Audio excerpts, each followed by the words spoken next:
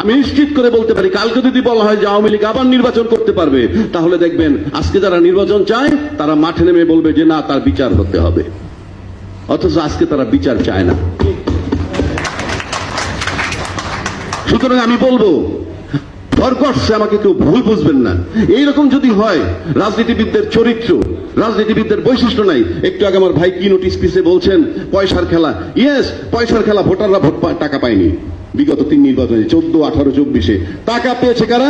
রাজনীতিবিদদের, ব্যবসায়ীদের টাকা নিয়েছে রাজনীতিবিদরা, রাজনীতিবিদদের কাছ থেকে পেয়েছে প্রশাসন। ব্যাস, শেষ, ফিনিশ। এবং বিগত সরকার ছিল কাদের সরকার জানেন? তার জনগণ ছিল কতজন?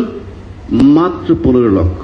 অর্থাৎ প্রজাতন্ত্রের কর্মচারীগুলা ছিল তার জনগণ, এবং তাদেরকে সুবিধা দিয়া ভাইস ভার্সা, আমাকে ক্ষমতায় রাখবি, তোরা দেশ লুটেপুটে খাবি। একটা থানার ওসির সামনে একজন আর্মির ব্রিগেডিয়ার ছিল, চৈতমেশা কদু।